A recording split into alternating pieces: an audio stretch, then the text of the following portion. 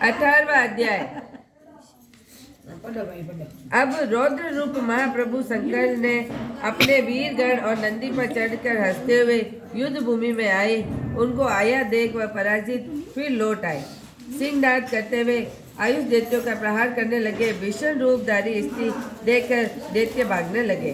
तब युद्ध में अपने दैत्यों को पराजित होते देखकर जलंधर 1000 बाण छोड़ता हुआ शंकर की ओर दौड़ा।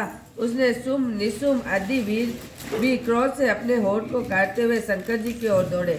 इतने में शंकर जी ने जलंधर के सब बाणों के जाल को काट कर अपने गणों को निर्भय कर अन्य बाणों से आदि के दैत्यों को पीड़ित कर दिया। खड़गोरमा नामक दैत्य अपने फरसे से मार डाला और बलाह का सिर काट दिया। और शिवगण जशी प्रचंड नामक दैत्य का सिर काट डाला, जिसे शिव जी के बेल ने मारा और अन्य बाणों के द्वारा मारे गए। यह देखकर जलंधर अपने शुभ और निशुम दैत्यों को धिक्कारने लगा और भयभीत हो धैर्य देने लगा। किस प्रकार मत्स्य दैत्य दोबारा युद्ध भूमि में जाने के लिए तैयार हुए। दैत्य सेना पलायन शुरू कर दिया। तब महापुरुष जलंधर शिव जी को अपनी ओर ललकारने लगा। साथ ही उसने 70 बाण से शिव जी का दग्ध कर दिया और बहुत से बाणों से प्रहार किया। शिव जी ने उनके बाणों को काटते रहे, यहाँ तक कि उन्होंने जलंधर की ध्वजा क्षेत्र और धनुष को भी काट दिया। फिर 7 बाण मार के उसके शरीर के आघात पहुंचाया। धनुष के कट जाने से जलंधर प्रचंड बाण मारकर उनकी गदा से टुकड़े कर दिए। तब उसने समझा कि शिव मुझसे बलवान है, अतः उसने गंधर्वी माया उत्पन्न कर दी। अनेक गंधर्व असुरों से गण पैदा हो गए। वीणा और मृदंग आदि बाजों से नृत्य गान होने लगे। इसे गणों रही ध्रुव भी मोहित हो गए। उन्होंने युद्ध बंद कर दिया।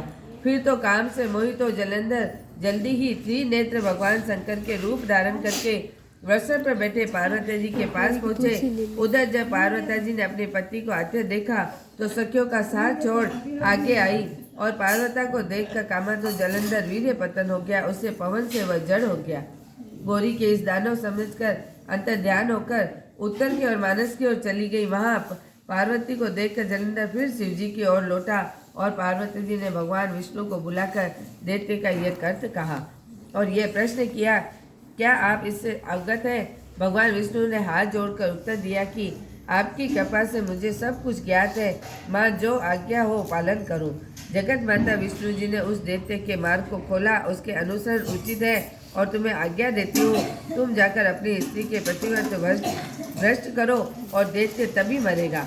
पार्वती की आज्ञा पाते ही भगवान विष्णु माँ की आज्ञा सिरोधरी से छल करने के लिए जलंधर के नगर में आए।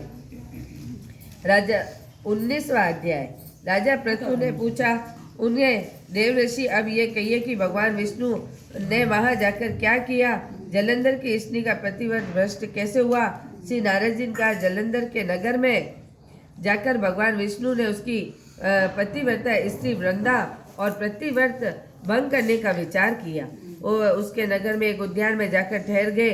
वह रात में सपन में उनकी माया से अद्भुत कार्य पद्धति की। उसकी माया के द्वारा जलंधर स्त्री प्रतिव्रता वृंदा रात में सपन को देखकर अपने पति को सिर पर तेल लगाए और मैसी पर चढ़ा काले रंग के फूल गुण माला पहने हुए उनके चारों ओर हिंसक जीव और सिर मुंडाए अंधकार की दिशा की ओर जा रहे थे। उसने अपने नगर में समुद्र को डूबा देखा। इस प्रकार बहुत भयानक सपन देखा। फिर तुरंत ही जाग पड़ी और सपन से विचार करने लगी। इतने में सूर्य के उदय होते देखकर सूर्य ने उसके छिद्र दिखाई दिए और कांतिहीन और अनिष्ट जाना और भयभीत होकर रोने लगी। वह छज्जे पर गई, अटारी पर गई, भूमि पर उतरी, मगर कहीं भी उसे शांति न मिली। फिर वह अपनी 2 सखियों को साथ ले उपवन में गई। वहां पर उसने शांति नहीं हुई तो वह जंगल की ओर निकल गई और वहां उसे चैन नहीं आया तो वह वन में उसे सिंह के समान भयंकर राक्षसों को देखा। अत्यंत भयभीत होकर वहां से भागने लगी। उसी समय वहां अपने शिष्यों सहित एक तपस्वी आ गए और वृंदा उनके पैरों विष्णु भगवान